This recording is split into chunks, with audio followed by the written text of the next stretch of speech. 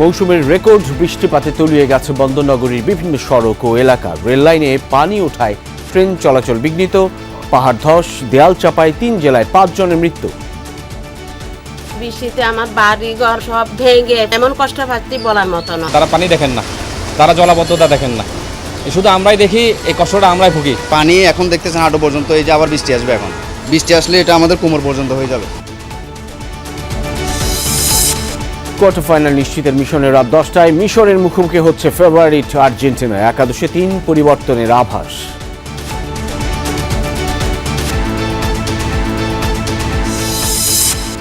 মানিকগঞ্জের সিংগাইরে আকস্মিক সেনাবাহিনীর গ্রীষ্মকালীন মহড়া পরিদর্শনে প্রধানমন্ত্রী তারেক রহমান ক্যাম্প এলাকা ঘুরে খোঁজ নিলেন সেনা সদস্যদের। অক্টোবর থেকে স্থানীয় সরকার নির্বাচন, রোডম্যাপ চূড়ান্ত, জানালেন তথ্য উপদেষ্টা। ৫ আগস্টের আগেই জুলাই জাদুঘর উদ্বোধন। ইউনিয়ন পরিষদ, উপজেলা পরিষদ, পৌরসভা ও সিটি কর্পোরেশন নির্বাচনের জন্য পৃথক রোডম্যাপ করা হয়েছে। চলতি মাসের শেষের দিকে এগুলো চূড়ান্ত করে প্রকাশ করা হতে পারে। মার্শাল আর্টের নামে উগ্রবাদী প্রশিক্ষণ এবং মতামত প্রচার বন্ধে তৎপর পুলিশ। যাত্রাবাড়ি থেকে ৬ তরুণ গ্রেফতার। এটিইউ ও সিটিটিসি একীভূত করা হচ্ছে এসএসইউ। টিকে থাকার লড়াইয়ে জুলাই ফাউন্ডেশন। ৩ মাস ধরে বেতন পাচ্ছেন না কর্মীরা। অনিশ্চয়তায় আহত শহীদ পরিবারের সেবা। ফ্যামিলি থেকে নিয়ে টাকা পয়সা নিয়ে দেওয়া হচ্ছে, আমি অফিসে আসা যাওয়া করছি। এখানে সবার অবস্থাই আসলে যারা ঢাকার বাইরে থেকে আসে আর কি, তাদের একমাত্র ভরসা হলো জুলাই শহীদ স্মৃতি ফাউন্ডেশন।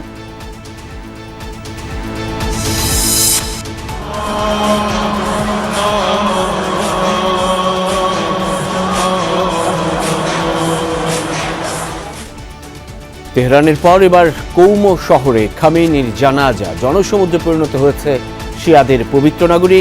কাল মরদেহ নেওয়া হবে ইরাকের নাজাফ ও কারবালায়।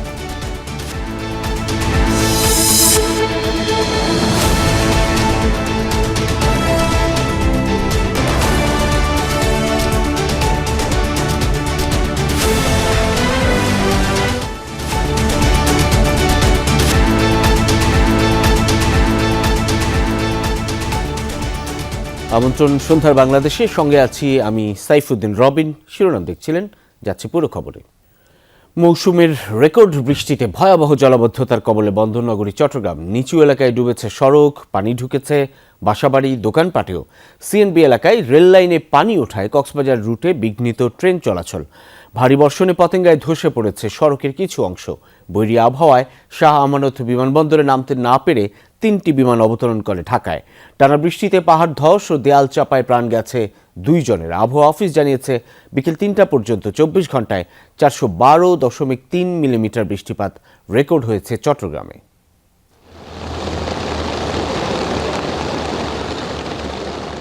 3 দিন ধরে বিরামহীন বৃষ্টি আগের রাত থেকে অতি বর্ষণে রূপ নেয়। মঙ্গলবার সকাল থেকে ডুবে যায় চট্টগ্রাম মহানগরীর বেশিরভাগ নিচু এলাকা। আগ্রাবাদ, কাতালগঞ্জ, মুরাদপুর, সুলকবহর, বাকলিয়া, হালিশহর সহ নিম্নাঞ্চলে কোথাও কোথাও হাঁটু থেকে কোমর পর্যন্ত, আবার কোথাও বুক সমান পানি। চরম ভোগান্তিতে পড়েন শিক্ষার্থী ও কর্মজীবী মানুষ। যাদের আসলে এটা নিয়ে কিছু করার আছে, তারা তো আসলে কিছু দেখেন না, তারা পানি দেখেন না, তারা জলাবদ্ধতা দেখেন না, শুধু আমরাই দেখি, এই কষ্টটা আমরাই ভুগি। তারা কিন্তু ভোগেনও না, কারণ এই সময় তাদের অফিসে যাওয়ার প্রয়োজন নেই। তারা তাদের বহালতবি, তাদের বাসা অথবা নিরাপদ আশ্রয় আছেন। প্রতি বছরই এই জলাবদ্ধতার কারণে আমরা অফিস আসতে পারি না, বাসা বাড়িতে যেতে পারি না। মানে পানি এখন দেখতেছেন হাঁটু পর্যন্ত, এই যে আবার বৃষ্টি আসবে, এখন বৃষ্টি আসলে এটা আমাদের কোমর পর্যন্ত হয়ে যাবে। প্রতি বছরে এই সিজন আসলে আমাদের ভোগান্তি হয় এই জলাবদ্ধতার কারণে। আর কি একটু পানি উঠলে, জোয়ারের পানি উঠে আগ্রাবাদ হোটেলের নিচে সব পানি জমে যায়। রাস্তাঘাট অনেক উঁচু করছে, কিন্তু পানি ঠিকই একই অবস্থায় আছে। এখন বৃষ্টি হলে তো এখানে পানি হয়ে যায়, কোনো সময় হাঁটু পরিমাণ, কোনো সময় কোমর পরিমাণ। পানি নিষ্কাশনের ব্যবস্থা করতে হবে যথাযথভাবে, যাতে পানি নিষ্কাশনটা যত উপযুক্তভাবে হয়ে এটা যেখানে যাওয়ার কথা সেখানে যাতে যায় আর কি। একদিকে মুষলধারে ভারী বর্ষণ, অন্যদিকে বঙ্গোপসাগরে বায়ুচাপের তারতম্যের কারণে সৃষ্ট জোয়ারের পানি যুক্ত হওয়ায় জলাবদ্ধতা পরিস্থিতি আরো ভয়াবহ রূপ নেয়। নিচু এলাকার বাসাবাড়ি, দোকানপাটেও পানি ঢুকে পড়ে। মানুষ চলাচল করতে পারতেছে না, আমাদের দোকানদারি করতে পারতেছি না পানির কারণে। প্রচুর পানি হয়, কুমার পানি হয়। লারখান বাজার, তারপরে ওয়াসা মোড় উঠছে, তারপরে এদিকে ফয়সলিক উঠছে, তারপরে আগ্রা বাজার অনেক পানি উঠছে। 50 বছর মেয়াদী মাস্টার প্ল্যান করুন, তার মাধ্যমে চট্টগ্রামকে শুধু জলাবদ্ধতা মুক্ত না, চট্টগ্রামের কি কি অভিশাপ আছে চিহ্নিত করে সমস্ত স্টেক হোল্ডারদের সাথে বসেন। অল্প বৃষ্টি হলে পানি, সামান্য বৃষ্টি যদি চিটাং কোথাও যদি প্লাবিত না হয়, আমরা প্লাবিত থাকি সবসময়। অনেক দোকানপাট বাসাবাড়ি সবগুলো ডুবে গেছে, মানুষ খুব কষ্ট পাচ্ছে। নগরীর রহমান নগরে ঘরের দেয়াল ধসে শফিউল নামে একজনের মৃত্যু এবং 2 শিশুসহ 3 জন আহত হয়। রাঙ্গুনিয়ার ইসাখালীতে পাহাড় ধসে প্রাণ হারান এক নারী। পানিতে রেললাইন তলিয়ে যাওয়ায় 816 যাত্রী নিয়ে পর্যটক এক্সপ্রেস ট্রেন 16 শহর এলাকায় কয়েক ঘন্টা আটকে থাকে। টানা ভারী বর্ষণে পতেঙ্গা সমুদ্র সৈকত মোড়ে সড়কের একাংশ ধসে পড়ায় বিমানবন্দর সড়কে যান চলাচল 1 ঘন্টা বন্ধ থাকে। বৈরী আবহাওয়ার কারণে চট্টগ্রাম বিমানবন্দরে অবতরণ করতে না পেরে মধ্যপ্রাচ্য থেকে আসা 3টি ফ্লাইট ঢাকায় অবতরণ করে। জলাবদ্ধ এলাকা সরেজমিনে পরিদর্শন করে দ্রুত পানি নিষ্কাশনে পদক্ষেপ গ্রহণের কথা জানান সিটি মেয়র। জলাবদ্ধতা আপনি 70% যেটা আমরা বলছি, এটা আক্ষরিক করতে ইনশাআল্লাহ আপনারা প্রমাণ পেয়েছেন। 30% যে সমস্যাগুলো, সেগুলো ইনশাআল্লাহ আগামী বর্ষা মৌসুমের পরে যখন কাজ ধরবে, এই হিজরা খালের কাজ যখন হয়ে যাবে, জামাল খান খালের কাজ এবং গুলজার খালের কাজ শেষ হয়ে যাবে, আশা করি অনেক ভালো রেজাল্ট চট্টগ্রামবাসী পাবে। এদিকে দুপুরে সংবাদ সম্মেলনে প্রায় 8,000 কোটি টাকায় জলাবদ্ধতা নিরসন মেগা প্রকল্পের অগ্রগতি তুলে ধরেন প্রকল্প পরিচালক। এখন শুধুমাত্র 4-5টা জায়গায় জলাবদ্ধতা হচ্ছে, এটাও আজকের দিনে আমরা দেখতে পাচ্ছি। চিটংবাসীকে আশ্বস্ত করতে চাই যে জলাবদ্ধতা নামে যেই আমাদের যেই সাফারিংসটা ছিল, সেটা ইনশাল্লাহ এই বছর অনেক কমে, হয়তো 80-90% পর্যন্ত কমে যাবে এবং আমরা এটার প্রপার সুফল দেখতে পাবো। জোবাইর রিফাত, যমুনা নিউজ, চট্টগ্রাম। চট্টগ্রামের সবশেষ খবর জানবো সহকর্মী শহীদুল সুমনের কাছ থেকে। সুমন, এখনকার পরিস্থিতি কি? অর্থাৎ জলাবদ্ধতা খানিকটা কমলেও কিনা? ট্রেন চলাচল কখন নাগাদ স্বাভাবিক হতে পারে? অনেকটাই আসলে স্বাভাবিক হতে শুরু করেছে। অর্থাৎ যেহেতু দুপুরের পর থেকে কিছুটা বৃষ্টিপাত কমেছে, অর্থাৎ ভারী বৃষ্টিপাত কিছুটা কমেছে, থেমে থেমে এখনো পর্যন্ত গুড়ি গুড়ি বৃষ্টিপাত হচ্ছে। ফলে নিচু এলাকাগুলোতে এখন আসলে পানি কিছুটা নামতে শুরু করেছে, তবে পুরোপুরি এখনো পর্যন্ত নামনি। আমি যদি বলি আগ্রাবাদ কিংবা সিএনবি এলাকা, সেটি চকবাজার এলাকা, এখনো পর্যন্ত পুরোপুরি পানি এখনো পর্যন্ত সরে যায়নি, তবে সরছে। মানুষের ভোগান্তি আসলে যেহেতু দিনভর নানা লোকজন প্রয়োজনে বের হয়েছেন, অফিসগামী লোকজন ছিলেন, স্কুল কলেজগামী লোকজন ছিলেন, তাদের আসলে বেশ ভোগান্তি হয়েছে। এখন যেহেতু সবাই বাসায় ফিরেছে, ধীরে ধীরে কিন্তু আসলে ভোগান্তির আসলে চিত্রটা আসলে কমে এসেছে। এখন যে ভোগান্তিটা সেটি হচ্ছে 816 জন যাত্রী দেশের বিভিন্ন প্রান্ত থেকে যারা কক্সবাজার যাচ্ছিলেন সকালে, তারাই আসলে ভোগান্তিতে পড়েছিল। এই ট্রেনটি আসলে পর্যটক এক্সপ্রেস, তারা সকাল 6টায় ঢাকা স্টেশন থেকে আসলে রেলওয়ে স্টেশন থেকে রওনা দিয়েছেন। সেটি আসলে 2:30 নাগাদ কক্সবাজার রেলওয়ে স্টেশনে পৌঁছার কথা, অর্থাৎ এখন প্রায় 7টা। দীর্ঘক্ষণ আসলে ভোগান্তিতে এখানে পড়ে রয়েছে। সিএনবি এলাকায় আসলে মূলত জলাবদ্ধতার কারণে এই ট্রেনটি সামনের দিকে আগাতে পারেনি। একটি লোকাল ট্রেন 2000 পর্যন্ত আসলে কিছুক্ষণ আগেই ছেড়ে গিয়েছে। অর্থাৎ এই ট্রেনটির অবস্থান যদি ভালো, সেটি নিরাপদে পৌঁছে যায়, তখন আসলে এই ট্রেনটি এখান থেকে ছাড়ার হয়তো একটি সম্ভাবনা রয়েছে, এমনটি এখানকার যাত্রীরা রয়েছে। তবে যাত্রীরা বেশ দুর্ভোগে রয়েছেন, তারা ক্ষোভ প্রকাশ করছে। তারা বলছে যে রেলওয়ে কর্তৃপক্ষ তাদেরকে কোনো ধরনের নিশ্চয়তা দিতে পারছে না যে এই ট্রেনটি কবে নাগাদ, কখন নাগাদ ছেড়ে যাবে। আমরা দেখছি 816 জন যাত্রীর অনেকেই কিন্তু ইতিমধ্যেই নেমে তারা অন্য ব্যবস্থায়, অর্থাৎ অন্য পরিবহন কিংবা অন্যভাবেই তারা কক্সবাজারের উদ্দেশ্যে রওনা দিয়েছেন, কিংবা তারা বাড়ির পথে রওনা দিয়েছেন। এখন যারা রয়েছেন তারা বেশ দুর্ভোগে রয়েছেন। তারা চাচ্ছেন রেলওয়ে কর্তৃপক্ষ তাদের একটি ব্যবস্থা করতে, সেটি কক্সবাজারের উদ্দেশ্যে যাবে, না হয় সেটি এখানে থেকে যাবে। এটি আসলে একটি সিদ্ধান্তের অপেক্ষায় রয়েছেন এখানকার যারা যাত্রীরা রয়েছেন তারা। অনেক অনেক ধন্যবাদ সহকর্মী শহীদুল সুমন। টানা ভারী বর্ষণে কক্সবাজার ও 3 পার্বত্য জেলার জনজীবন বিপর্যস্ত। কক্সবাজারে পাহাড় ধস ও দেয়াল চাপায় 2 জনের মৃত্যু হয়েছে। রাঙামাটিতে গাছ চাপায় প্রাণ গেছে 1 জনের। নদ নদীর পানি বেড়ে প্লাবিত হয়েছে এই 4 জেলার বিস্তীর্ণ নিম্নাঞ্চল। তলিয়ে গেছে ঘরবাড়ি, সড়ক, ফসলি জমি। বিকালে কক্সবাজার সদরের দরিয়ানগর বটছড়ায় টিন শেড ঘরের উপর গাছ ও পাহাড় ধসে পড়লে ঘুমন্ত অবস্থায় প্রাণ হারান নাসিমা নামে এক গৃহবধূ, আহত হন তার স্বামী। উখিয়ায় ঘরের দেয়াল ধসে প্রাণ হারান মানিক নামে একজন। দেওয়াল মাত্র ধাপ করে পড়ে আর গাড়রে ফেলার পর তারপর আমি তারা ডাক দিয়েছি ai an boron na je gairar hona hode far hori limani ta phage yoi e hora ra hodo ma ba yar bai ra hodo ba ya sana an gorot to দের পাতা নাই বলি হর পার হইতে বলি হর এ হই আই আজের পারে লই আসি। ভারী বর্ষণে প্লাবিত হয়েছে কক্সবাজারের বিস্তীর্ণ নিম্নাঞ্চল। টেকনাফ সেন্ট মার্টিন নৌ রুটেও 5 দিন ধরে নৌযান চলাচল বন্ধ। কোথাও যদি কোনো পানিবন্দী থেকে থাকে আমরা জানার সাথে সাথে আমরা তাদেরকে আশ্রয়স্থলে নিয়ে যাওয়ার ব্যবস্থা করতেছি। কয়েকটা ঘরে আমরা তালা দিয়ে দিয়েছি, কিন্তু জানি না এরপরে যদি আবার রাতে বসবাস করে এবং বৃষ্টি যদি আবারও পড়ে তাহলে এখানে কিন্তু আবার দুর্ঘটনা হওয়ার সম্ভাবনা আছে। টানা ভারী বর্ষণে বান্দরবানে নদ নদী ও ছড়ার পানি বৃদ্ধি পেয়ে নিম্নাঞ্চল প্লাবিত হয়েছে। 220টি আশ্রয়কেন্দ্র খোলা হয়েছে। পর্যটকদের নিরাপত্তায় 10 জুলাই পর্যন্ত বান্দরবানের সব পর্যটন কেন্দ্র বন্ধ ঘোষণা করেছে প্রশাসন। এদিকে পাহাড় ধসে পড়ায় সোমবার বান্দরবান থানচি সড়ক যোগাযোগ বন্ধ হলেও সেনাবাহিনী, ফায়ার সার্ভিস ও জেলা প্রশাসনের সদস্যরা মাটি সরিয়ে নিলে যান চলাচল স্বাভাবিক হয়। তো নীলগিরি আসার পথে আমরা দেখেছিলাম অর্ধেক রাস্তার অর্ধেকে ভেঙে পড়ছে, বাট কিছুটা গাড়ি সরানোর মতো করে দিয়েছে, পরে গাড়ি গিয়েছে। যে জায়গায় যাওয়ার কথা ছিল এখান থেকে কিছু দূর আগে, ধরেন 10 মিনিট আগে পাওয়াটা ধসে পড়ছে। ধরেন আমরা এই পাশে গেলে আটকা পড়ে যেতাম, বাট এখান থেকে ঘুরে চলে আসছে আর কি। পাহাড়ের মাঝখান দিয়ে যে রাস্তাগুলো ওগুলো অনেকটা পানিতে ভরাডুবিতে ছিল, তো আমাদের গন্তব্যস্থলে পৌঁছাতে অনেক প্রতিকূলতা ফেস করতে হয়েছে। সকালে রাঙামাটির বাঘাইছড়িতে পশ্চিম লাইল্লা ঘোনায় গাছ চাপায় লক্ষ্মী বিলাস চাকমা নামে 65 বছর বয়সী একজন। দুদিন ধরে টানা ভারী বর্ষণে রাঙামাটির জনজীবন বিপর্যস্ত। কয়েকটি এলাকায় পাহাড় ধসে পড়ে, গাছ পড়ে চট্টগ্রাম কাপ্তাই সড়কে যান চলাচল বন্ধ থাকে কয়েক ঘন্টা। কিছু এলাকায় মানুষ পানিবন্দী। ঝুঁকিপূর্ণ পাহাড়ে চলছে মাইকিং।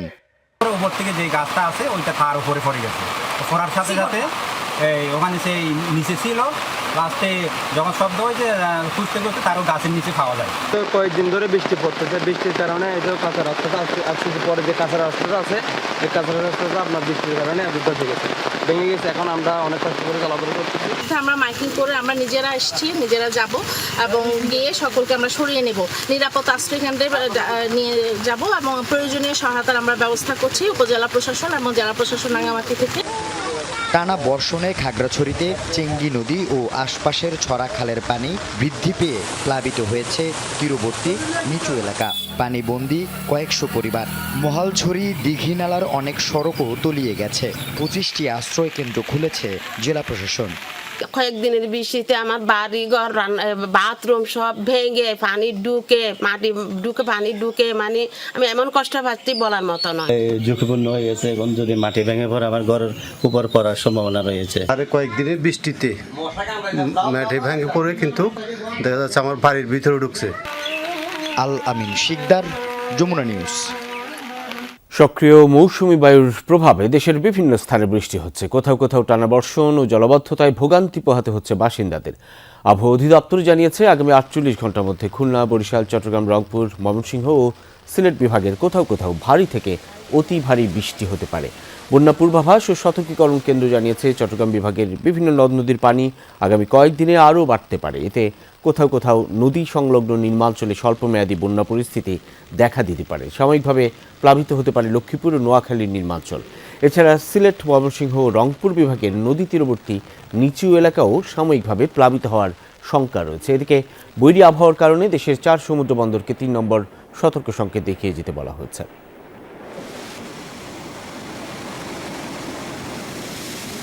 বিকেল থেকেই ভারী বৃষ্টি রাজধানীতে, আর বৃষ্টি হলেই কোথাও কোথাও জমে যায় হাঁটু সমান পানি। যানবাহন বিকল হয়, থমকে যায় নগর জীবন, নষ্ট হয় কর্মঘণ্টা। আরও জানবো সেসবের খবর। সহকর্মী এম এ আজিজ যুক্ত হচ্ছেন। আজিজ, আপনি বোধহয় কাজীপাড়া এলাকায় আছেন, সেখানকার অবস্থা কেমন দেখছেন? মূল সড়কের অবস্থা কিংবা অলিগলি জলাবদ্ধতার কোনো উদাহরণ আছে কিনা? ধন্যবাদ রবিন। আমি আসলে রাজধানীর বেশ কয়েকটি সড়ক এবং অলিগলি আমি ঘুরেছি। আমি বিকেল থেকেই রাজধানীর বিভিন্ন এলাকায় গিয়েছি এবং দেখেছি যে এই টানা বৃষ্টির কারণে রাজধানীর বিভিন্ন সড়কে পানি জমে গেছে এবং সেখানে যানবাহনের ধীরগতি আমি দেখতে পেয়েছি। বিশেষ করে অফিস ছুটির পরে মূলত সবচেয়ে বেশি বিপাকে পড়েছেন যারা ঘরমুখো মানুষ তারা। এর পাশাপাশি যারা পথচারী আছেন বা যারা হেঁটে বাসায় ফিরছেন তারাও বেশ বিপাকে পড়েছেন। তাদের সবচেয়ে বড় ভোগান্তি হলো রাস্তায় পানি জমে যাওয়া এবং ফুটপাথগুলোতে পানি জমে যাওয়ার কারণেই মূলত তারা এই ভোগান্তিতে পড়েছেন। আমি দেখতে পেয়েছি যেসব এলাকায় মূলত রাস্তা খোঁড়াখুড়ির কাজ চলছে এবং যেসব এলাকায় বিশেষ করে একটু নিচু এলাকা বা সড়কগুলো নিচু বা পানি নিষ্কাশনের ব্যবস্থা একটু নাজুক, সেসব এলাকায় মূলত পানি জমে যাওয়ার পরিমাণটা আমি বেশি দেখতে পেয়েছি। এবং এ বিষয়ে আমি নগরবাসীর সঙ্গে বেশ কয়েকজনের সঙ্গে কথা বলেছি, তারাও আমাকে জানিয়েছেন যে এই ভোগান্তি আসলে একটু বৃষ্টি হলেই যে ভোগান্তি নগরবাসীকে পোহাতে হয় সেটি আসলে দূর করতে কর্তৃপক্ষকে এখনই সচেতন হতে হবে এবং এখন থেকেই কার্যকর উদ্যোগ নিতে হবে। আমি রবিন আপনাকে জানিয়ে রাখি যে আবহাওয়া অধিদপ্তর আমাকে যেটি জানিয়েছেন যে আজ ঢাকায় রাজধানীতে 46 মিলিমিটার বৃষ্টি হয়েছে এবং এটি আগামী আরও কয়েকদিন বিশেষ করে 11 তারিখ পর্যন্ত অব্যাহত থাকার কথা তারা জানিয়েছেন। এবং তারা বলছেন যে এটি মূলত যে নিম্নচাপ তারই প্রভাবে এটি তৈরি হয়েছে এবং এই বৃষ্টিপাতের ধারাবাহিকতা যদি রাজধানীতে বজায় থাকে এবং রাজধানী সহ দেশের আশপাশের জেলাগুলো বিশেষ করে চট্টগ্রাম এবং পার্বত্য জেলাগুলোতে যদি বজায় থাকে তাহলে সেখানে পাহাড় ধস সহ আরও বিপর্যয় নেমে আসতে পারে। অনেক ধন্যবাদ সহকর্মী এম এ আজিজ। বন্যায় দুর্গতদের সহযোগিতায় পার্বত্য চট্টগ্রাম, কক্সবাজার সহ 4 জেলার 200 টন করে চাল এবং 10 লাখ টাকা করে বরাদ্দ দেওয়া হয়েছে বলে জানিয়েছেন দুর্যোগ ব্যবস্থাপনা ও ত্রাণমন্ত্রী আসাদুল হাবিব দুলু। বিকেলে বাংলাদেশ ও যুক্তরাজ্যের মধ্যে সমঝোতা স্মারক স্বাক্ষর শেষে তিনি জানান বাকি 60 জেলায় 100 টন করে চাল ও 5 লাখ টাকা করে বরাদ্দ দেওয়া হয়েছে। বিশ্বের মধ্যে যে 9টি দেশ সবচেয়ে বেশি দুর্যোগের মধ্যে, তার মধ্যে কিন্তু বাংলাদেশ। আমাদের যে দুর্যোগ মোকাবেলার সক্ষমতাটা বাংলাদেশের অনেকখানি সক্ষমতা রয়েছে। নানান প্রকৃতি নানান হাওয়ার মধ্যেই দুর্যোগ ঘটিত হয়। সেজন্য আজকে আমাদের এই স্বাক্ষরের মধ্য দিয়ে আমরা একটা নতুন শক্তি সঞ্চয় করব। রাউন্ড অফ 16-এর গুরুত্বপূর্ণ লড়াইয়ে লিওনেল মেসির আর্জেন্টিনার প্রতিপক্ষ এবার আফ্রিকান দেশ মিশর। পারফরমেন্স ও পরিসংখ্যানে বিশ্ব চ্যাম্পিয়নরা এগিয়ে থাকলেও ছেড়ে কথা বলবে না মোহাম্মদ সালাহর মিশর।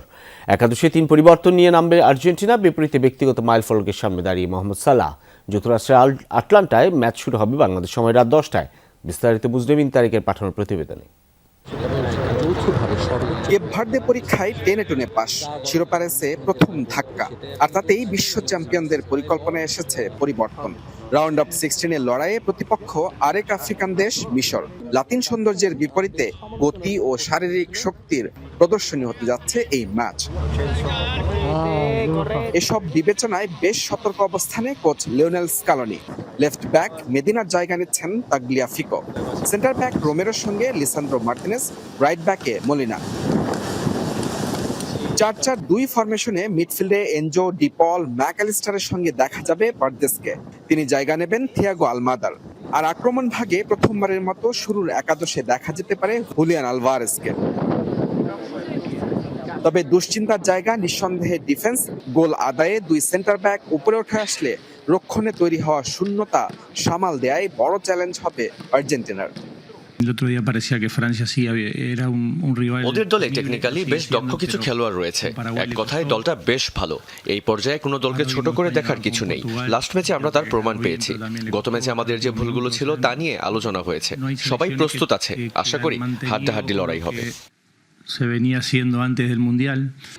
বিপরীতে প্রত্যাশার চাপ নেই মিশর শিবিরে। নিজেদের বিশ্বকাপ ইতিহাসে এরই মধ্যে সেরা সাফল্য নিশ্চিত করেছে দেশটি। গ্রুপ পর্বে নিউজিল্যান্ডকে হারিয়ে এসেছে প্রথম জয়। এরপর রাউন্ড অফ 32-তে অস্ট্রেলিয়াকে হারিয়ে মিলেছে 16-এর টিকিট। যেখানে প্রতিপক্ষ বিশ্ব চ্যাম্পিয়ন আর্জেন্টিনার বিপক্ষে দলটির বড় শক্তি লিভারপুল তারকা মোহাম্মদ সালাহ। আর 1 গোল করলেই নাম লেখাবেন মিশরের জার্সিতে সর্বোচ্চ গোলদাতার তালিকায়। 69 গোল নিয়ে যেখানে শীর্ষে আছেন দলটির বর্তমান কোচ হোসাম হাসান। ওমর মামুশের সঙ্গে জুটি বেঁধে আর্জেন্টিনাকে দুঃস্বপ্ন উপহার দিতে প্রস্তুত সালাহর দল। আমাদের খেলোয়াড়দের ফুটবলীয় চরিত্রের উপর ভিত্তি করে আমাদের নিজস্ব একটি খেলার ধরন রয়েছে। এর পাশাপাশি অবশ্যই প্রতিপক্ষ দলের শক্তির জায়গা বা দুর্বলতাগুলো নিয়ে আমরা পড়াশোনা করি। আমরা আমাদের নিজস্ব কৌশল অনুযায়ী খেলবো। আর্জেন্টিনা চ্যাম্পিয়ন দল, তাদের প্রতি সেই সম্মান আমাদের থাকবে। মিশরের সঙ্গে আর্জেন্টিনার দেখা হয়েছে মাত্র একবার। ম্যাচটি হয়েছিল 2008 সালের 26শে মার্চ কায়রোতে। সেবার 2-0 গোলে জিতেছিল আলবিসেলেস্তারা। আটলান্টার এই ছাদ ঢাকা স্টেডিয়ামে মুখোমুখি হবে আর্জেন্টিনা ও মিশর। এবং এই স্টেডিয়াম কিছুটা হলেও বাড়তি স্বস্তি দিচ্ছে দু দলকেই, কারণ রাউন্ড অফ 32 লড়াইয়ে ছাদ খোলা স্টেডিয়ামে তীব্র গরমের মধ্যে, প্রচন্ড গরমের মধ্যে 120 মিনিট খেলতে হচ্ছিল আর্জেন্টিনা ও মিশরকে। রাউন্ড অফ 16 এর আগে পর্যাপ্ত রিকভারি সেশনের সময়ও মেলেনি, তাই এই ছাদ ঢাকা স্টেডিয়াম বাড়তি স্বস্তি দিচ্ছে লিওনেল মেসির আর্জেন্টিনা ও মোহাম্মদ সালার মিশরকে। মুজরাবিন তারেক, যমুনা স্পোর্টস, আটলান্টা, যুক্তরাষ্ট্র। পৃথিবীতে যদি এমন কেউ থাকে যে ফিলিস্তিনের জন্য কষ্ট অনুভব করে না, তাহলে সে মানুষই নয়। আর্জেন্টিনার বিপক্ষে মাঠে নামার আগে ফিলিস্তিনিদের নিয়ে আবেগঘন বার্তা মিশর কোচ হোসাম হাসানের। তার প্রশ্ন, যুদ্ধবিধ্বস্ত গাজার ধ্বংসস্তূপের কষ্ট কেন আঘাত করে না মানুষের মনে? এর আগে অস্ট্রেলিয়ার বিপক্ষে ম্যাচ জিতে সেই জয় অসহায় ফিলিস্তিনিদের উদ্দেশ্যে উৎসর্গ করেছিল মোহাম্মদ সালার মিশর। অস্ট্রেলিয়াকে হারানোর পর হাতে তুলে নিয়েছিলেন ফিলিস্তিনের পতাকা, নিজেদের বিজয়কে উৎসর্গ করেছিলেন অসহায় ফিলিস্তিনিদের উদ্দেশ্যে। এবার বিশ্ব চ্যাম্পিয়ন আর্জেন্টিনার বিপক্ষে মাঠে নামার আগে ফিলিস্তিনিদের নিয়ে আরও একবার আবেগঘন বার্তা দিলেন মিশর কোচ হোসাম হাসান। আর্জেন্টিনা ম্যাচের আগে প্রায় 4 মিনিট ধরে ফিলিস্তিনের মানুষের হয়ে কথা বলেছেন মিশর কোচ। তার প্রশ্ন, যুদ্ধ বিধ্বস্ত গাজার ধ্বংসস্তূপের কষ্ট কেন আঘাত করে না মানুষের মনে? পৃথিবীতে যদি কেউ এমন থাকে যে ফিলিস্তিনের জন্য কষ্ট অনুভব করে না, তাহলে সে মানুষই নয়। সে আরব, ইউরোপীয় কিংবা আমেরিকান যেই হোক না কেন, কোনো সাধারণ প্রাণীর উপর নির্যাতন হলেও বিশ্বজুড়ে প্রতিবাদ হয়। অথচ গাজায় হাজার হাজার মানুষের মৃত্যু যেন এখন এক স্বাভাবিক ঘটনায় পরিণত হয়েছে। আর্জেন্টিনা ম্যাচের আগে তার এই বার্তা কি ইসরায়েলের সাথে আর্জেন্টিনার ঘনিষ্ঠ সম্পর্কের প্রতি পরোক্ষ ইঙ্গিত, নাকি এটি কেবলই একজন মানুষের মানবিক আবেদন? যদিও তিনি স্পষ্ট করেছেন এটি কোনো রাজনৈতিক বার্তা নয়, এটি ফুটবল মঞ্চ থেকে মানুষের বেঁচে থাকার অধিকারের পক্ষে তার আহ্বান। আমি এখানে ইসলাম, খ্রিস্ট ধর্ম বা ইহুদি ধর্ম নিয়ে কথা বলছি না। আমার ভেতর থেকে যে অনুভূতিগুলো প্রকাশ পেয়েছে তা একেবারেই আমার নিজের। যারা মারা যাচ্ছে সেসব মানুষদের মতো আমিও একজন মানুষ। ফিফা যেমন মাঠের ভেতর পারস্পরিক সম্মানের কথা বলে, তেমনি মাঠের বাইরেও ফিলিস্তিনি মানুষের বেঁচে থাকার মৌলিক অধিকারকে সম্মান করা হোক। গাজার আর্তনাদ থেকে ফিরে ম্যাচ নিয়ে বেশ আত্মবিশ্বাসী বার্তা দেন হোসাম হাসান। জানান 7000 বছরের পুরনো সভ্যতার প্রতিনিধিত্ব করছেন তারা। আর্জেন্টিনা বা লিওনেল মেসিকে বিন্দুমাত্র ভয় পাচ্ছে না মিশর। আরব বিশ্ব এবং আফ্রিকান মানুষের মুখে হাসি ফোটাতে তাদের সর্বোচ্চটা উজাড় করে দেবে মোহাম্মদ সালারা। রঞ্জন শান্ত, যমুনা স্পোর্টস। বাংলাদেশ সেনাবাহিনীর গ্রীষ্মকালীন মহড়া আকস্মিক পরিদর্শন করেছেন প্রধানমন্ত্রী তারেক রহমান। দেশের ইতিহাসে এই প্রথম কোনো প্রধানমন্ত্রী সেনাবাহিনীর গ্রীষ্মকালীন প্রশিক্ষণ এলাকায় সশরীরে উপস্থিত হয়ে মাঠ পর্যায়ে সেনা সদস্যদের সঙ্গে দীর্ঘ সময় কাটান। মানিকগঞ্জের সিংগাইর উপজেলায় 9ম পদাতিক ডিভিশনের অধীনে 8ম বীরের গ্রীষ্মকালীন প্রশিক্ষণ এলাকায় আকস্মিকভাবে উপস্থিত হন সরকার প্রধান। সেখানে প্রধানমন্ত্রী বলেন, দেশের জনগণ বাংলাদেশ সেনাবাহিনীর উপর গভীর আস্থা রাখে।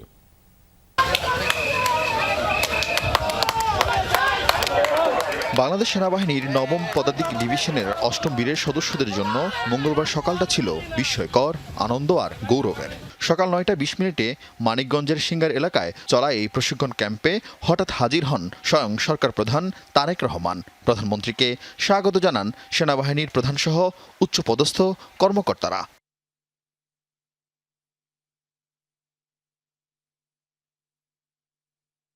এরপর পুরো এলাকা হেঁটে পরিদর্শন করেন প্রধানমন্ত্রী তারেক রহমান। ফার্ম বেসের বিভিন্ন অংশ ঘুরে দেখেন তিনি। এ সময় দায়িত্বপ্রাপ্ত জিওসি ও ইউনিটের কমান্ডিং অফিসার প্রশিক্ষণ কার্যক্রম ও কৌশলগত প্রস্তুতি সম্পর্কে প্রধানমন্ত্রীকে অবহিত করেন। এছাড়াও যুদ্ধক্ষেত্রে সেনা সদস্যদের অবস্থান গ্রহণ, রণকৌশল, সমরাস্ত্রের ব্যবহার ও বাস্তবধর্মী প্রশিক্ষণের বিভিন্ন কার্যক্রম পরিদর্শন করেন প্রধানমন্ত্রী। সেনা বাংকারে নেমে মহড়ায় অংশগ্রহণকারী অফিসার ও সেনা সদস্যদের সঙ্গে রণকৌশল নিয়ে মতবিনিময় করেন। এমনকি গাছের পাতার আড়ালে ছদ্মবেশে অবস্থানরত সেনা সদস্যদের কাছে গিয়েও তাদের খোঁজ খবর নেন ও দায়িত্ব পালনে উৎসাহ দেন প্রধানমন্ত্রী। এক পর্যায়ে তারেক রহমান মহড়ায় অংশগ্রহণকারী সেনা সদস্যদের জন্য প্রস্তুত করা তাৎক্ষণিক রান্না করা খাবার গ্রহণ করেন। জাতীয় সংকট ও আইনশৃঙ্খলা রক্ষায় সেনাবাহিনীর গৌরবময় ভূমিকার প্রশংসা করে প্রধানমন্ত্রী তারেক রহমান পেশাদার প্রশিক্ষণ, শৃঙ্খলা ও সর্বোচ্চ প্রস্তুতি বজায় রাখার উপরও গুরুত্বারোপ করেন।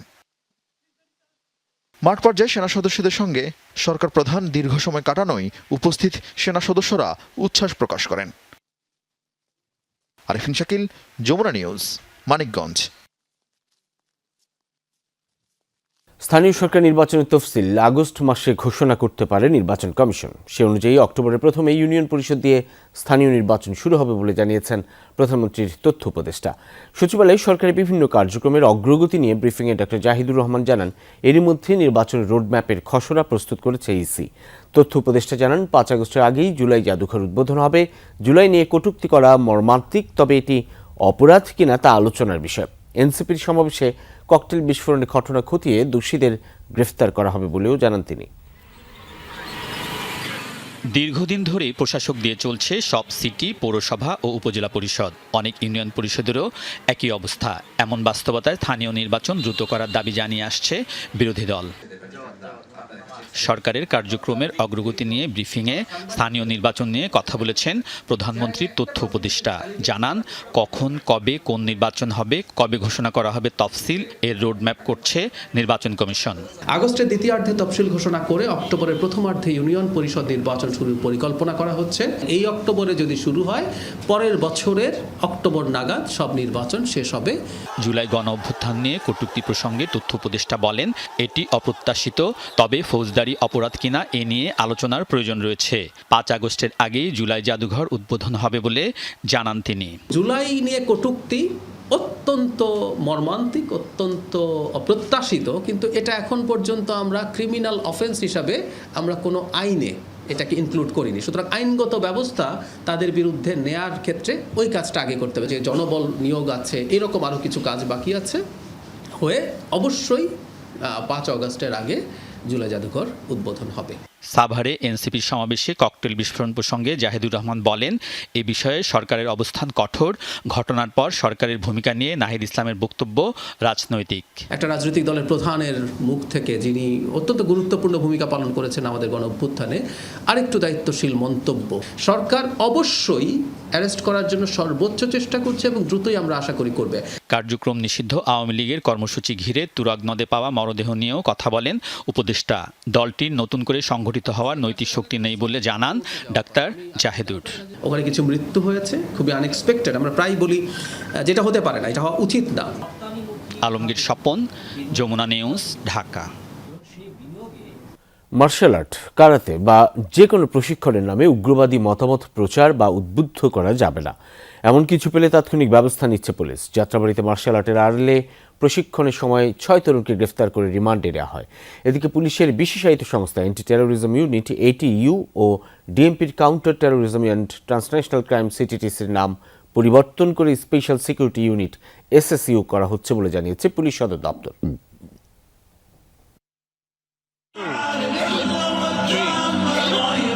ফেইথ কমব্যাট সিস্টেম বা FCS নামে martial art academy Khulna, Jashore, Abhaynagar, Chandpur, ঢাকাসহ বিভিন্ন জায়গায় গত কয়েক বছর ধরে কার্যক্রম পরিচালনা করে আসছে। এই একাডেমির 6 জনকে উগ্রবাদে জড়িত সন্দেহে গ্রেফতার করে যাত্রাবাড়ি থানা পুলিশ। এদিকে কক্সবাজারের টেকনাফ উপজেলার শাহপরীর দ্বীপ এলাকায় রাস্তার 2 পাশে কালেমা লেখা সাদা পতাকা টাঙানোর ঘটনা স্থানীয়দের মধ্যে ব্যাপক কৌতূহলের সৃষ্টি করেছে। ঢাকা ও নারায়ণগঞ্জের বিভিন্ন সড়কেও এমন পতাকার দেখা মেলে।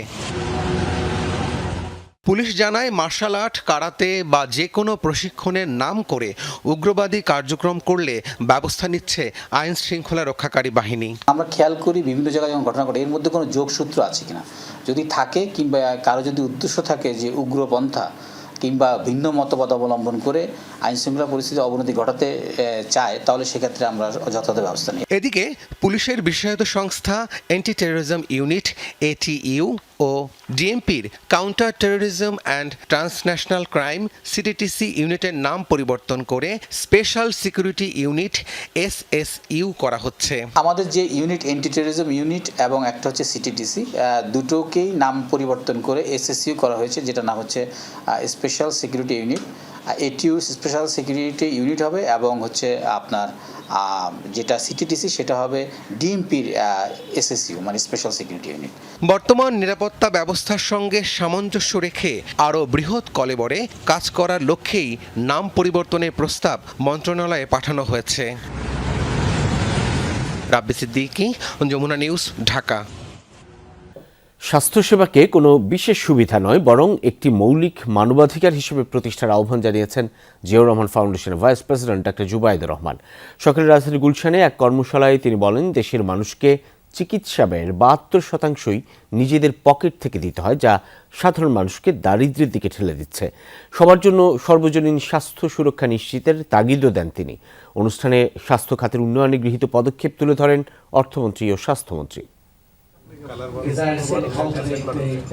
দেশের স্বাস্থ্য খাতের বর্তমান ও সম্ভাব্য চ্যালেঞ্জগুলো মোকাবেলায় সাহসী ও উদ্ভাবনী পদক্ষেপ নেওয়ার লক্ষ্য নিয়ে আয়োজিত কর্মশালা। বাংলাদেশের স্বাস্থ্য উদ্যোক্তা উন্নয়নের পথরেখা শিরোনামের কর্মশালায় মূল ফোকাস ছিল স্বাস্থ্য খাতে নতুন প্রজন্মকে সম্পৃক্ত করা এবং দক্ষ উদ্যোক্তা তৈরির সঠিক নীতিমালা প্রণয়ন। কর্মশালায় স্বাস্থ্যমন্ত্রী জানান, অতি জনসংখ্যার কারণে স্বাস্থ্যসেবায় কিছুটা ঘাটতি থাকলেও গ্রাম পর্যায়ে প্রাথমিক স্বাস্থ্যসেবা পৌঁছে দিতে কাজ করছে সরকার। দেশের ওষুধ শিল্পের প্রশংসা করে তিনি বলেন, দেশীয় ওষুধের উচ্চমান আজ বিশ্বজুড়ে সমাদৃত। We are achieving every day. We are not lagging behind. We are striving to go advance in the health sector. We are trying to reach up to the village level, that is primary health care, which is the main slogan of our Honorable Prime Minister. কর্মশালায় অর্থমন্ত্রী বলেন, উপযুক্ত পরিবেশ পেলে তরুণরা বিশ্বের অন্যতম সেরা পারফরমেন্স দেখাতে পারে। In the budget again, we have given lot of incentives for them to invest in the medical equipment manufacturing in Bangladesh, and which is not that difficult. So I think we are getting a lot of response. অনুষ্ঠানের প্রধান অতিথি জিয়াউর রহমান ফাউন্ডেশনের vice president doctor Zubaidur Rahman বলেন, চিকিৎসার খরচ মেটাতে গিয়ে দেশের জনগণের একটি বড় অংশই প্রতি বছর নিঃস্ব হয়ে যাচ্ছে। We endeavor health for all, ensure universal health coverage, and deliver health care to every citizen with dignity and respect, so that no one is ruined paying medical bills and quality care reaches everyone's doorstep. দেশের তরুণদের আইডিয়াগুলোকে বাস্তবে রূপ দিতে যথাযথ সরকারি সহায়তা দেওয়ার আহ্বানও জানান doctor Zubaidur Rahman. Everyone's health matters. $500 billion বেশি জিডিপি থাকা সত্ত্বেও সরাসরি বিদেশি বিনিয়োগ আকর্ষণে উগান্ডা ও ঘানার মতো ছোট অর্থনীতির দেশগুলোর তুলনায় পিছিয়ে রয়েছে বাংলাদেশ। জাতিসংঘের বাণিজ্য ও উন্নয়ন বিষয়ক সংস্থা আংটাঙ্গাড এর ওয়ার্ল্ড ইনভেস্টমেন্ট রিপোর্টে উঠে এসেছে এই হতাশাজনক চিত্র। প্রতিবেদনে জানানো হয়, 2025 সালে বাংলাদেশে সরাসরি বিদেশি বিনিয়োগ এসেছে মাত্র $180 কোটি, উগান্ডা $340 কোটি এবং ঘানা ও কঙ্গো $190 কোটি করে বিনিয়োগ আকর্ষণ করতে সক্ষম হয়েছে। আফ্রিকার এই 3 দেশ জ্বালানি ও প্রাকৃতিক সম্পদে বিনিয়োগ পেয়ে লাভবান হচ্ছে, তবে বাংলাদেশ উৎপাদন ও সেবা খাতে উল্লেখযোগ্য পরিমাণ বিনিয়োগ টানতে পারেনি। অথচ দক্ষিণ এশিয়ার মধ্যে এফডিআই প্রবৃদ্ধিতে শীর্ষে ছিল বাংলাদেশ। 2024 সালের $123 কোটি তুলনায় 2025 সালে বিনিয়োগ বেড়েছে 45%। বিশ্বের মধ্যে সবচেয়ে বেশি বিনিয়োগ পেয়েছে যুক্তরাষ্ট্র, এরপরে তালিকায় রয়েছে সিঙ্গাপুর, হংকং, চীন ও ব্রাজিল। বাংলাদেশের জন্য গতকাল থেকে মালয়েশিয়ার শ্রমবাজার উন্মুক্ত হয়েছে, এমনটাই জানিয়েছেন প্রবাসী কল্যাণমন্ত্রী আরিফুল হক চৌধুরী। সিলেটে গণমাধ্যমকে এই কথা জানান তিনি। মিডল ইস্ট সব জায়গায় আমাদের শ্রমবাজার খুলে যাবে ইনশাআল্লাহ, খুলে গেছে অলরেডি। মালয়েশিয়া গতকালকে খুলে গেছে। হ্যাঁ, তো এখন আমাদের শ্রমবাজারে আমাদের মিডল ইস্টে আমাদের জাপান, আমাদের কোরিয়া, আমাদের মরিশাস, আমাদের ওমান, সৌদি আরব, হ্যাঁ ইনশাআল্লাহ। জুলাই যোদ্ধা ও শহীদ পরিবারের চিকিৎসা, কাউন্সেলিং এবং জরুরি সহায়তায় গঠিত হয়েছিল জুলাই স্মৃতি ফাউন্ডেশন। কিন্তু প্রতিষ্ঠার 2 বছরের মাথায় অর্থ সংকটে কার্যক্রম চালাতে হিমশিম খাচ্ছে প্রতিষ্ঠানটি। কর্মীরা কয়েক মাস ধরে বেতন পাচ্ছেন না, সীমিত পরিসরে চলছে সেবা। অভিযোগ, সরকারি পৃষ্ঠপোষকতার অভাবেই সংকট আরও গভীর হচ্ছে, জানাচ্ছেন সুমাইয়া ঐশী। জুলাই আন্দোলনে আহত মোহাম্মদ রাকিব চোখে গুলির স্প্লিন্টার নিয়ে এখনও নিয়মিত চিকিৎসা নিচ্ছেন জুলাই শহীদ স্মৃতি ফাউন্ডেশনে। তবে যেখান থেকে সেবা নিচ্ছেন সেই প্রতিষ্ঠানটি এখন টিকে থাকার লড়াইয়ে। কিছুদিন আগে আমার পরীক্ষা ছিল এইচএসসি, তখন আমি পরীক্ষার হলে স্ট্রোক করলাম, আমি লিখতেই পারলাম না। 2024 সালের 10 আগস্ট যাত্রা শুরু করে জুলাই শহীদ স্মৃতি ফাউন্ডেশন। লক্ষ্য ছিল জুলাই যোদ্ধা এবং শহীদ পরিবারগুলোকে আর্থিক সহায়তা, চিকিৎসা, পুনর্বাসন, কাউন্সেলিং এবং স্মৃতি সংরক্ষণ। শুরুতেই অন্তর্বর্তীকালীন সরকার 100 কোটি টাকা তহবিল দিলেও 2 বছরের মাথায় ফান্ড সংকটে কার্যক্রম প্রায় স্থবির। ফাউন্ডেশনের কর্মীরাও 3-4 মাস ধরে বেতন পাননি। আমি আমার ফ্যামিলি থেকে নিয়ে টাকা পয়সা নিয়ে দেন হচ্ছে আমি অফিসে আসা যাওয়া করছি। সেই এখানে সবার অবস্থাই আসলে সেম। যারা শহীদ পরিবার আহতরা যারা ঢাকার বাইরে থেকে আসে আর কি, তাদের একমাত্র ভরসা হলো জুলাই শহীদ স্মৃতি ফাউন্ডেশন। অন্য কোথাও ওদের যাওয়ার জায়গা নেই। এখন আমরা যদি ওদের ছেড়ে চলে যাই, আলটিমেটলি ওদের দেখার মতো কেউ থাকবে না আর কি। আশাবাদী আছি যে সামনে ভালো কিছু হবে। ফাউন্ডেশনের নির্বাহী পরিচালক জানান, 2024 সালে বেতন এবং পরিচালনা ব্যয়ের জন্য 3 কোটি টাকা বরাদ্দ দেওয়া হয়েছিল। তবে পরবর্তী 2 অর্থ বছরে আর কোনো বরাদ্দ মেলেনি। সংশ্লিষ্ট মন্ত্রণালয়ে একাধিকবার চিঠি দেওয়া হলেও সাড়া পাওয়া যায়নি। সরকার থেকেও পাইনি, কর্পোরেট থেকে আমরা কিন্তু সকল কর্পোরেট জায়গাগুলোতে গিয়েছি, কিন্তু কর্পোরেট ব্যবসায়ী মহল যেটা হয় যে তারা অপেক্ষা করছিল যে আসলে কারা আসে, সরকার গঠনটা কারা করবে কি, এরকম একটা ইয়ের মধ্যে দিয়ে তারা দেখার চেষ্টা করেছে। তাদের সাথে বসেছিলাম, সো সেই জন্য তারা ওইভাবে হাত খুলে সাপোর্টের ব্যাপারটা করতে পারেনি। এই অবস্থা থেকে উত্তরণে বাৎসরিক বরাদ্দ সহ বেশ কিছু দাবি জানিয়েছেন ফাউন্ডেশনের নির্বাহী পরিচালক। আবর্তক ব্যয় বার্ষিক 3 কোটি টাকা সর্বোচ্চ, আর বকেয়া 263 কোটি টাকা, এই 16,000 আহত এবং শহীদ পরিবার মিলিয়ে। আর 3 নম্বর হচ্ছে সম্মানজনক ও টেকসই পুনর্বাসন। এদিকে 2025 সালের এপ্রিলে একই উদ্দেশ্যে গঠিত হয় জুলাই গণ অভ্যুত্থান অধিদপ্তর। এখন পর্যন্ত 780টি শহীদ পরিবারকে 241 কোটি টাকা এবং 13,439 জন জুলাই যোদ্ধাকে 383 কোটি টাকা সহায়তা দিয়েছে এই অধিদপ্তর। তবে নিয়মিত চিকিৎসা এবং কাউন্সেলিংয়ের দায়িত্ব এখনও মূলত পালন করছে জুলাই শহীদ স্মৃতি ফাউন্ডেশন, যা নিজেই এখন আর্থিক সংকটে। এই বিষয়ে মন্ত্রণালয়ের যুগ্ম সচিবের সঙ্গে দীর্ঘক্ষণ কথা হলেও ক্যামেরায় কথা বলতে রাজি হননি তিনি। মোটা দাগে আর্থিক সহায়তা অধিদপ্তর দিচ্ছে, তবে নিয়মিত চিকিৎসা, কাউন্সেলিং এবং পুনর্বাসনের জন্য অনেক জুলাই যোদ্ধা এবং শহীদ পরিবার এই জুলাই শহীদ স্মৃতি ফাউন্ডেশনের উপর নির্ভরশীল। সম্প্রতি এই ফাউন্ডেশনকে বরাদ্দ দেওয়ার বিষয়টি সংসদেও আলোচনা হয়েছে, তবে এখন পর্যন্ত সরকারি তেমন সদিচ্ছা চোখে পড়েনি। এভাবে চলতে থাকলে আরও সংকটের মুখে পড়বে এই জুলাই শহীদ স্মৃতি ফাউন্ডেশন এবং জুলাই যোদ্ধা এবং শহীদ পরিবারগুলোর সেবা ব্যাহত হবে। Sumaiya Oishi, Jamuna news, Dhaka. Ayatollah Ali খামেনির জানাজা ঘিরে তেহরানের পর এবার জনসমুদ্রে পরিণত হলো কোম। শিয়া অনুসারীদের জন্য পবিত্র স্থান হিসেবে খ্যাত শহরটিতে অনুষ্ঠিত হয়েছে খামেনি পরিবারের আরেক দফা জানাজা। অংশ নেন লাখ লাখ ভক্ত অনুরাগী। সোমবার বিশেষ হেলিকপ্টারে করে তাদের কফিন পৌঁছায় জামকারান মসজিদে। এখন চলছে অন্তিম যাত্রার পরবর্তী ধাপের আনুষ্ঠানিকতা। আগামীকাল ইরাকের নাজাফ ও কারবালায় নেওয়া হবে আয়াতুল্লাহ খামেনির মরদেহ।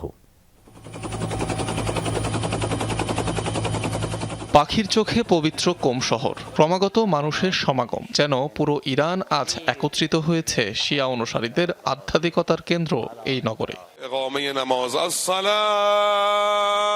মঙ্গলবার স্থানীয় সময় সকালে ঐতিহাসিক জামকারান মসজিদে প্রয়াত সর্বোচ্চ নেতা আয়াতুল্লাহ আলী খামেনির জানাজা, একই সাথে তার পরিবারের আরও 4 সদস্যের জানাজাও অনুষ্ঠিত হয়। এতে নেতৃত্ব দেন প্রখ্যাত শিয়া স্কলার গ্র্যান্ড আয়াতুল্লাহ জাভাদি আমলি।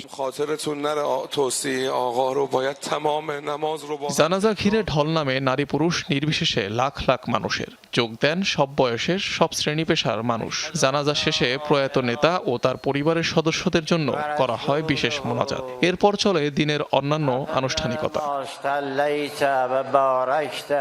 কোমের পর খামেনি পরিবারের মরদেহের পরবর্তী গন্তব্য ইরাকের নাজাফ ও কারবালা শহর, যেখানে আরো 2 ধাপে অনুষ্ঠিত হবে জানাজা। বৃহস্পতিবার জন্মভূমি ইরানের মাশহাদ শহরে নেওয়া হবে আয়াতুল্লাহ খামেনির মরদেহ। সেখানে ইমাম রেজার মাজারি হবে তার শেষ ঠিকানা। এর আগে সোমবার রাজধানী তেহরানে আয়াতুল্লাহ খামেনিকে শ্রদ্ধা জানিয়ে অনুষ্ঠিত হয় বিশাল শোক র্যালি। গ্র্যান্ড মোসাল্লা থেকে ইনকিলাব স্কয়ার হয়ে খামেনি পরিবারের মরদেহ নেওয়া হয় আজাদি স্কয়ারে। শোক র্যালিতে অংশ নেয় কোটি মানুষ। অনিক রহমান, যমুনা নিউজ। সিরিয়া সফররত ফরাসি প্রেসিডেন্ট ইমানুয়েল ম্যাক্রনের হোটেলের কাছে বোমা বিস্ফোরিত হয়েছে। সিরিয়া সরকার জানায় মঙ্গলবার রাজধানী দামেস্কে অন্তত দুবার বিস্ফোরণের আওয়াজ শোনা গেছে। এতে 4 পুলিশ সদস্য সহ আহত হয়েছেন কমপক্ষে 18 জন। ফরাসি কর্তৃপক্ষ জানিয়েছে বিস্ফোরণের সময় ম্যাক্রন সিরিয়ার প্রেসিডেন্ট আহমেদ আল শারার সঙ্গে দেখা করতে তার বাসভবন যাচ্ছিলেন। তিনি বিস্ফোরণের আওয়াজ শোনেননি বলেও দাবি করা হয়েছে। বাশার আল আসাদের পতনের পরে এটি ইউরোপের কোনো শীর্ষ নেতার প্রথম সিরিয়া সফর।